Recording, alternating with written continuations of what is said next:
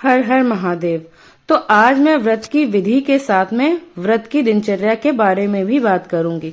तो जैसा कि हमारे शास्त्रों में लिखा है कि ब्रह्म मुहूर्त में उठना सर्वश्रेष्ठ होता है, उसी प्रकार आप जब भी कोई भी व्रत रखें, ब्रह्म मुहूर्त में उठें, अपने दैनिक कार्यों से निवृत्त हो जाइए और उसके बाद में घर की साफ सफाई इत्यादि अगर करते हो तो वो कर लीजिए और उसके बाद में नहा धोकर अच्छे से श्रृंगार करके पूजा के लिए तैयार हो जाइए। और उसके बाद में आप अपने आप को भगवान से जोड़ने के लिए मेडिटेशन कर सकते हैं, नाम जप कर सकते हैं। इससे आपका व्रत का जो असर है वो पूर्णतः 100% होगा, क्योंकि आप जैसा अपने मन को बना लेते हैं वैसा ही आपके साथ होने लगता है। तो अपने आप को भगवान से जोड़ने का सबसे अच्छा माध्यम है नाम जप और मेडिटेशन। उस टाइम पे आप ध्यान लगा सकते हैं और अपने आप को प्रभु से पूरी तरह से जोड़ सकते हैं।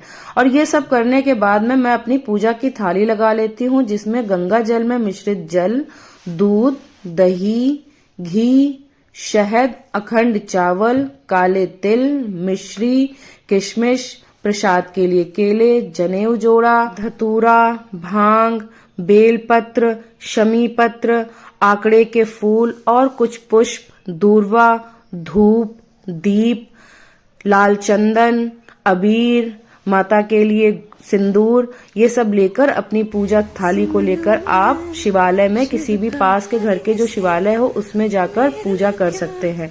उसके लिए आपको सबसे पहले क्या करना है, भगवान शंकर के शिवलिंग का अभिषेक करना है। उसके बाद में पूजा आदि करनी है। उसके बाद में जो भी आपकी मनोकामना हो वो मनोकामना आपको अपनी प्रभु के सामने रखनी है। बेलपत्र पे आपको कुमकुम लगाना है और अपनी मनोकामना को मन ही मन दोहराना है और संकल्प करना है कि आप अपने पशुपति व्रत को कर रही हैं। जो भी व्रत हो, पहला, दूसरा, तीसरा, वो आप प्रभु से बताएं और संकल्प लेके उस व्रत का धारण कीजिए। और उसके बाद में पूजा इत्यादि करके घर वापस आइए, घर में मंदिर में पूजा आरती करिए और उसके बाद में जो भी आपकी दिनचर्या है वो दिनचर्या कीजिए। मैं तो पूजा के बाद में गीता पाठ करती हूँ, मैनिफेस्टेशन, एफर्मेशन, ये सारी चीजें डायरी में लिखती हूँ जो मैंने अभी अभी अपनी दिनचर्या में शामिल करी है।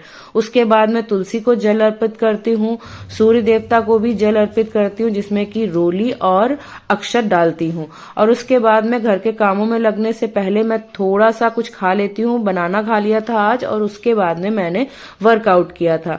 तो वर्कआउट में मैं मोस्टली योगा वगैरह करती हूँ, जिसमें कि कई सारी योगास हैं जो कि आपके बॉडी की पूरी हेल्थ के लिए अच्छे होते हैं। आपकी स्पाइन में अगर कोई प्रॉब्लम है, सर्वाइकल प्रॉब्लम है, आपको स्ट्रेस रहता है, नींद अच्छे से नहीं आती है, वेट बहुत बढ़ा हुआ है या वेट बहुत कम है, इन सारी चीजों में योग आपका पूरी तरह से कारगर तरीके से काम करता है, क्योंकि बॉडी का फिट होना जरूरी है। वेट कभी कभी ऐसा होता है, बहुत पतले लोग ये सोचते हैं कि हम फिट हैं। फिटनेस का मतलब होता है आप अंदर से कितना फिट महसूस कर रहे हैं। तो जब से मैंने योग किया है मेरा वेट भी कम हुआ है और मैं अंदर से भी काफी फिट और एक्टिव महसूस करती हूँ। तो मैं ये सारे नॉर्मल योगा कर लेती हूँ और इसको करते करते अब मैंने अपनी स्ट्रेंथ ट्रेनिंग भी स्टार्ट कर दी, जिसमें मैंने अभी फिलहाल में 2 kgs के डंबल लिए हैं, जिसमें मैं अभी अपनी अपर बॉडी को ट्रेन कर रही हूँ।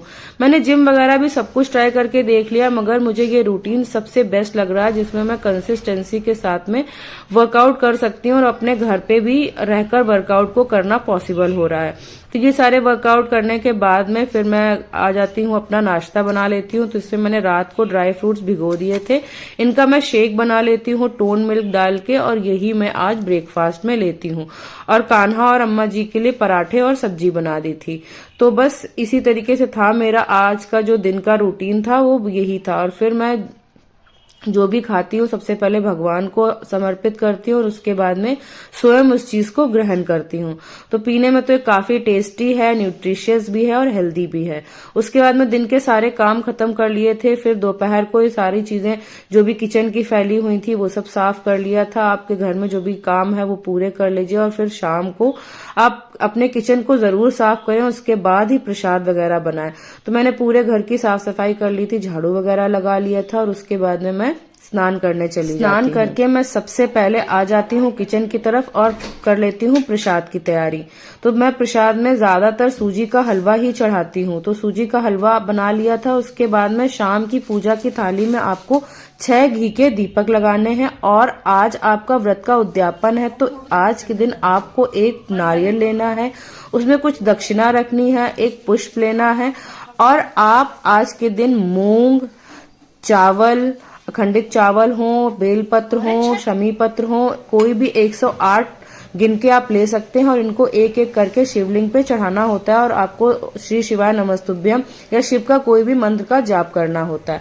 और इन सारी चीजों को जो भी मैंने ली थी, दक्षिणा, पुष्प और जो नारियल लिया था, इसको मैं इससे कलावे से बांध देती हूँ और इसको भी मैं अपनी पूजा की थाली में रख लेती हूँ।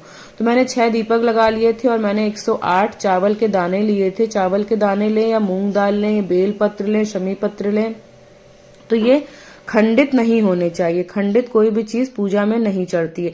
तो जो भी पूजा की थाली आप सुबह ले गए थे, सेम वही पूजा की थाली आप शाम को ले जा सकते हैं।